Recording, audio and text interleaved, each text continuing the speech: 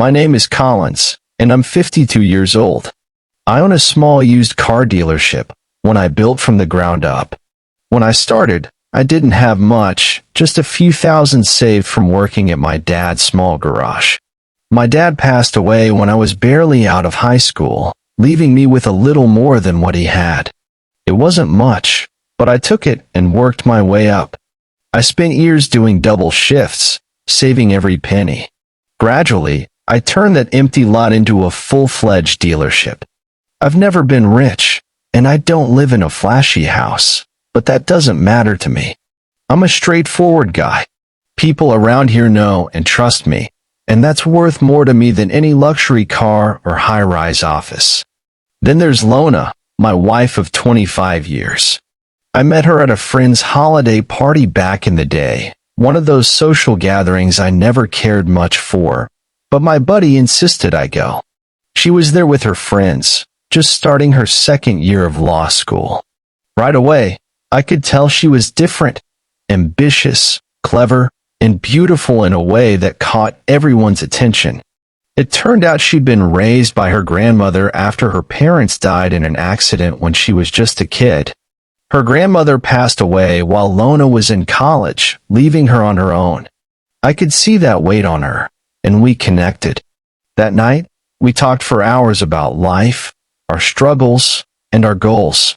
She had big dreams, and at the time, I couldn't believe someone like her would even look twice at me, but we clicked. After dating for a while, she hinted that she was ready for something more serious. I picked up on it, got a ring, and proposed not long after. She said yes, and we built a life together. It wasn't a fairy tale marriage by any stretch, but it was solid. I supported her through law school, working extra hours to cover her tuition and living expenses. When she graduated, she landed a junior position at a small law firm. Over the years, she worked her way up while I continued expanding my business. We had 2 sons, Jake and Ryan, who are both grown now and living their own lives. For the last 25 years, I thought we were settled, that we had a good thing. I'm not saying it was fireworks every day, but I thought we'd found a place of stability, a partnership built on trust and hard work. To me, that's what marriage is, a steady, reliable partnership. Or at least, that's what I thought it was. Then, last year, Lona got a job offer at a prestigious law firm downtown. It was a big opportunity, higher pay, a fancier title, and an office on one of those top-floor suites overlooking the whole city. She was thrilled. Her new boss, Grant, was a high-profile lawyer known for winning major cases. He was the type who thrived on the spotlight, someone who loved being in the news and having his face plastered on billboards. She couldn't stop talking about him. At first, she'd go on and on about how brilliant he was, how driven, and how much she was learning from him. I didn't think much of it at first. I figured she just admired him. After all, I trusted her. We'd been together for over 2 decades. Why would I have any reason to doubt her? But slowly, things started to change. At first, it was subtle, little shifts that I might not have noticed if I weren't paying close attention. She started dressing sharper, wearing clothes that seemed more polished, more expensive. She'd come home with a faint smell of cologne that definitely wasn't mine, and when I'd ask about her day, she'd brush it off as if it didn't matter. Then, her work hours got longer. There were more late nights, more work events on the weekend. I'd often see her texting on her phone with a little smirk, like she was hiding something. Then, she started taking calls privately, stepping out of the room and lowering her voice to a whisper. I'm not the type to jump to conclusions, and I'm definitely not a jealous person, but we've been together long enough for me to notice when something's off. You don't spend over 2 decades with someone and not pick up on changes like that. But I kept quiet and waited, thinking maybe things would settle back to normal. I wanted to give her the benefit of the doubt. But the more I watched, the more obvious it became that something was going on, and she wasn't even trying to hide it anymore. Weeks went by, and I finally reached a point where I couldn't ignore it any longer.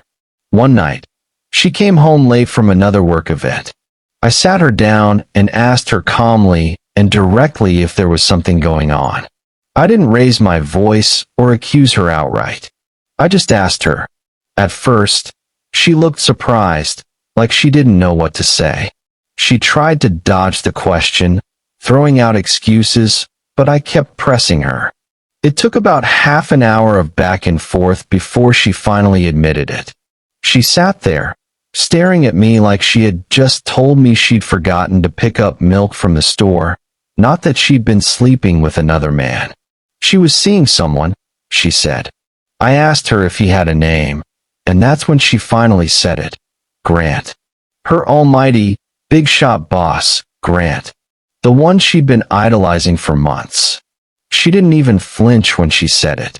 The silence between us felt like a weight pressing down on my chest. But she wasn't done. She seemed ready to get everything off her chest.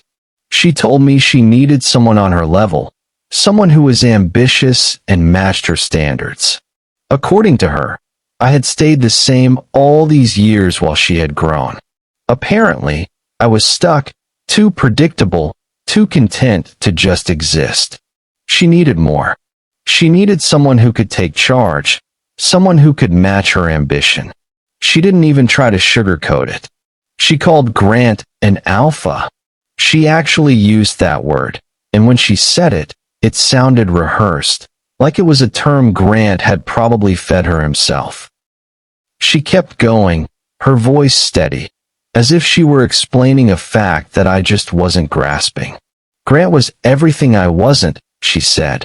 He dressed sharply, looked like a man of importance, a man who could give her the finer things. Unlike me, she said, I didn't care about appearances. She looked me up and down as she said it, as if my practical clothes were suddenly embarrassing. Grant, she told me, was a real man, a man who understood her drive, who was neat, successful, and a provider. That, apparently, was what she deserved. I sat there listening to her, half feeling like I'd stepped into some alternate universe. This woman, my wife of 25 years, was telling me that my loyalty, my consistency, my hard work, everything I built for her and for our family, meant nothing because I hadn't upgraded. I was just some small-town guy with a small business and a small life, and that didn't fit her image anymore. Then she hit me with what she must have thought was the kicker. She had a solution. We could stay married for appearances, she said. She'd keep seeing Grant, and I'd just have to accept it. She actually used the word arrangement, like this was some sort of business contract. According to her, Grant was open to this arrangement. If you can't accept it, she added, with a pathetic attempt at sympathy in her eyes, Grant has a team of 20 lawyers. He'll make sure you lose everything.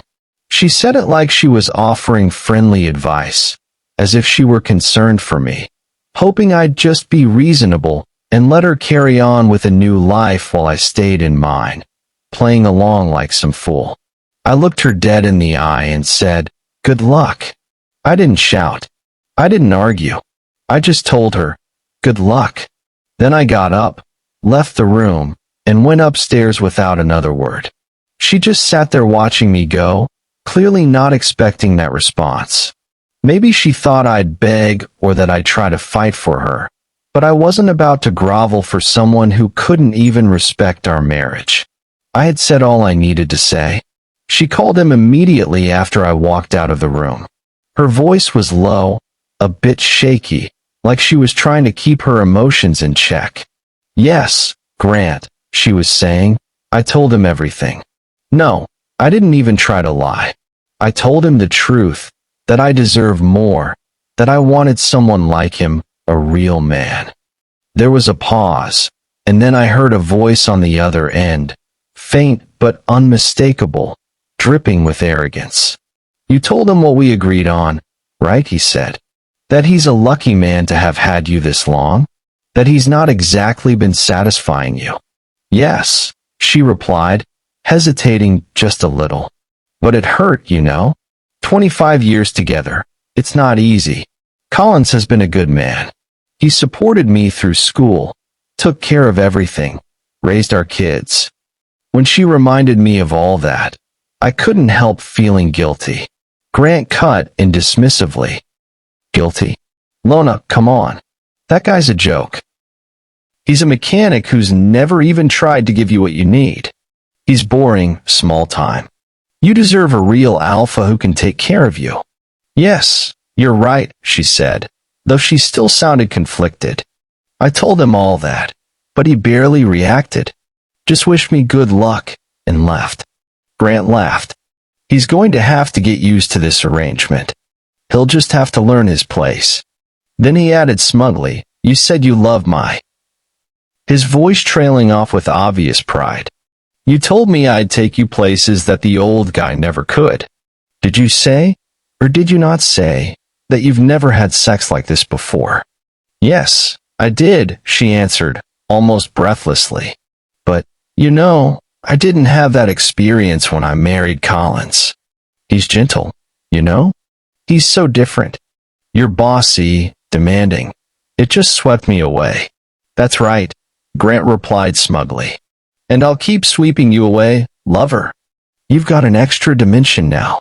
I'm the top dog here, and he's just going to have to accept it. The next morning, I left for work early. I wasn't about to sit around for more of her justifications or the pitying looks she'd started throwing my way, as if I were some poor fool who just didn't get it. She made her choice, and if she thought I was going to quietly sit back while she moved on with Grant, she had another thing coming. Around noon that same day, just as I was sorting out the new shipment on the lot, Grant showed up in person. He walked right into my office like he owned the place, dressed in one of those overpriced suits that probably cost more than my mortgage, a smirk plastered on his face as he took a seat across from me without even asking. He leaned back, crossing his leg as if settling into his throne. Collins, he said, I think it's time we talked man to man. I could already tell this was going to be something. He started talking, going on and on about his vision for the situation, as if he were laying out some brilliant business plan instead of the destruction of my marriage. He spoke like he was some wise sage blessing me with his insights. He went on about how he and Lona had connected on a deeper level, how they were true equals, and how he could provide for her in ways that I never could. Then he looked me straight in the eye, a smug little smirk playing on his lips, and said, You're a good guy, Collins, but men like me lead. We know how to handle things. He paused, letting it sink in before leaning in closer and adding, You don't seem like the type who'd put up a fuss, but I'll spell it out for you anyway. She wants to be with a real alpha, a man who knows how to take charge. I could feel my blood boiling, but I didn't say a word. I just let him continue, keeping my face neutral. Grant didn't stop there, though. He placed a thick stack of papers on my desk and gave them a casual tap. Here's the deal, he said, flashing me a patronizing smile. Divorce papers, restraining orders, the whole package. Your wife's already signed, by the way. He paused, seeming to relish every second of his little performance. And it's best for everyone if you just sign and keep it civil, he continued. We don't want any unpleasantness. And let's be real, Collins, there's no need for you to act out. You don't want to be that guy who can't accept reality. Then he leaned in, his voice dropping to a near whisper. Besides, he said, his tone full of fake sympathy, this way you can keep whatever scraps of dignity you've got left. She's still willing to let you stick around, to play the loyal companion on weekends. It's not like she's going to cut you off completely. So be smart about it, Collins. Don't make this harder than it has to be. I stayed quiet, letting him talk, giving him just enough silence to think he had the upper hand. He seemed to feed off it, looking at me with a kind of patronizing smirk I imagined he'd been perfecting his whole life. Then, finally, I stood up, took a slow, deliberate step toward him, and before he even registered what was happening, I drove my fist right into his smug face. There was a satisfying crunch as my knuckles connected with his nose, and he staggered back, a look of complete shock on his face, blood starting to trickle down his chin. He clutched his nose, stumbling backward, eyes wide, as if he couldn't quite believe what had just happened. That, I said, my voice calm and cold, was just a start. He barely had time to process my words before I reached out, grabbed him by the collar, and delivered an uppercut to his gut. He doubled over, gasping for air, and slumped down, clutching his stomach. He was sprawled on the floor, struggling to catch his breath, and I crouched down, making sure he could see every bit of anger and resolve in my eyes. "Here's a little lesson for you about what a real man is," I said, my voice barely above a whisper. "A real man doesn't need to throw his weight around to feel important. He doesn't go into another man's home, try to steal his life, and call himself an alpha. A real man stands by his word, his family, and what he's built, something you wouldn't understand if it hit you in the face. Or maybe now you do." I watched him struggle, his face twisted in pain, but he wasn't getting any sympathy from me. I stepped back, letting him catch his breath just long enough to think he was safe. And another thing. I pressed my boot down on his outstretched hand, feeling the bones crack beneath my weight. He let out a yell, pure pain in his voice, and tried to pull his hand back. But I held firm. "If you think you're going to walk out of here and call the cops, go right ahead. Maybe they'll put me away for a few years, but when I get out, we'll have this conversation again, and I'll be a hell of a lot meaner than I am now." I could see the fear in his eyes, the dawning realization that he wasn't in control, that his threats and his so-called power meant nothing here. He was trapped, just another guy who thought his suit made him invincible, who never imagined he'd face consequences from a man he looked down on. "Now get up," I said, stepping back, watching as he struggled to his feet, still cradling his broken nose and clutching his hand. "And get out of my sight." He didn't need telling twice. He staggered out, bloody, broken, and humiliated, without so much as a backward glance. I shut the door behind him, feeling the rage that had been simmering for days finally start to ease. This wasn't over, not by a long shot. Later that day, Lona called Grant. "I thought you'd be back hours ago. Where are you?" Her voice was anxious, a sharp hint of fear in it. On the other end, Grant's voice sounded groggy, muffled. "I'm in the hospital," he said, his tone strained. "I've been here for hours." Collins didn't take it easy on me. She gasped, barely able to believe what she was hearing. "What happened? Were you in some kind of accident?" "No," Grant replied, his tone bitter. "I went to talk to him alone, like we planned. He broke my nose, my right hand, a couple of ribs, and maybe even my cheekbone." There was a slight tremor in his voice. She was silent, her shock almost palpable. "I don't believe it. He's never been violent. That's not like him." "Well, believe it," Grant snapped.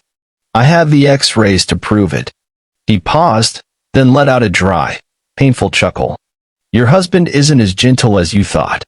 Lona's voice softened, almost pleading. "Is there any way you cannot go to the police? Collins doesn't deserve to end up in prison over this."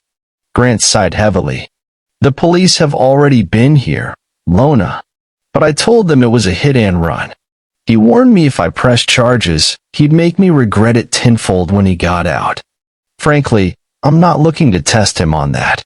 There was another pause, and when Lona spoke again, her voice was full of disbelief.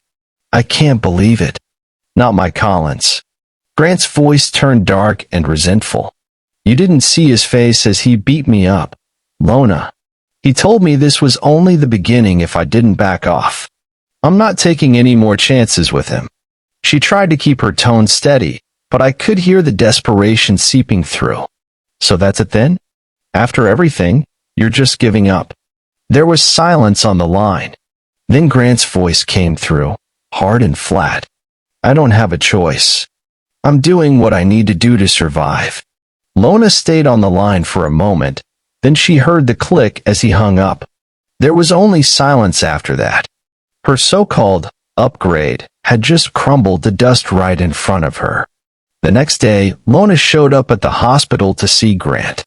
She was a mess, her hair pulled back hastily, dark circles under her eyes. She found him in a recovery room, propped up in bed with his arm in a cast, his face bruised and swollen. Grant looked up as she walked in, and for a moment, his eyes flickered with something close to irritation. "Grant," she started, her voice tense. "You have to help me. I drove around until 8 o'clock last night. I didn't know if it was safe to go home. I tried calling Collins to ask, but he never picked up. When I finally got the courage to go back, I couldn't get in. The locks were changed."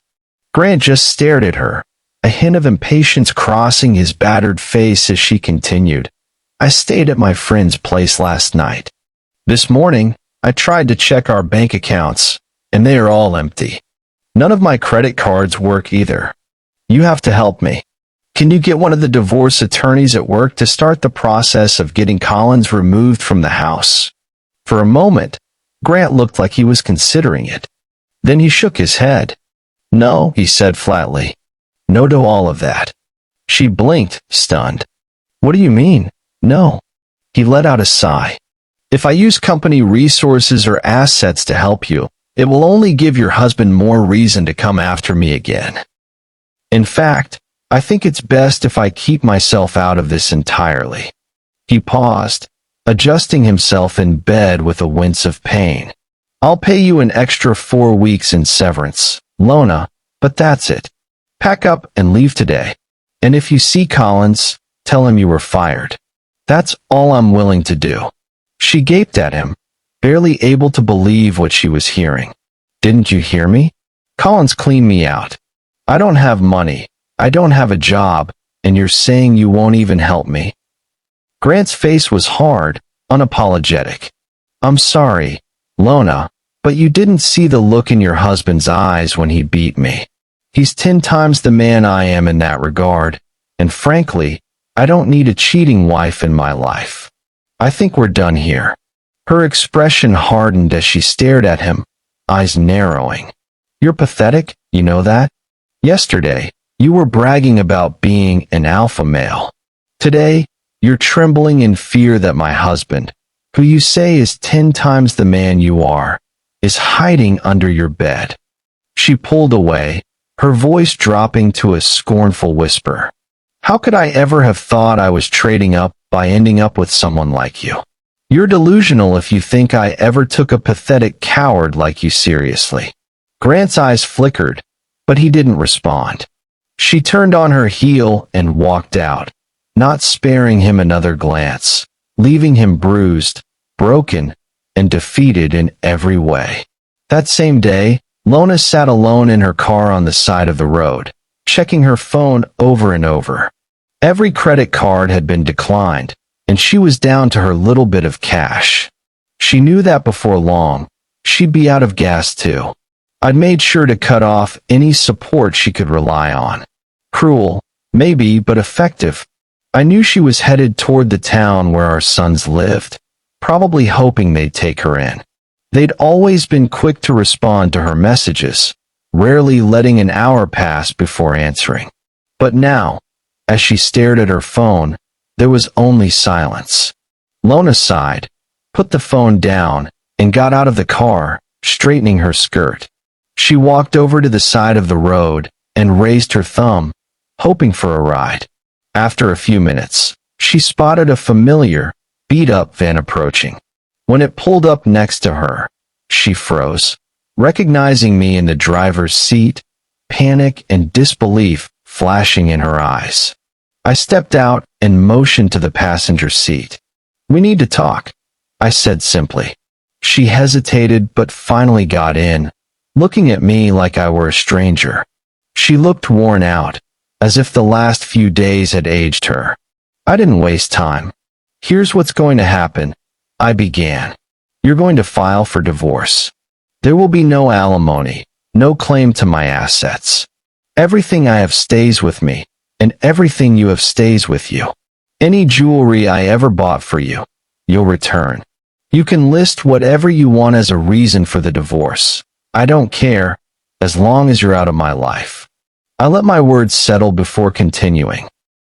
Once the divorce is finalized, you'll leave town and not look back. You're welcome to contact our kids if they want to see you, but only in my absence and only on their terms.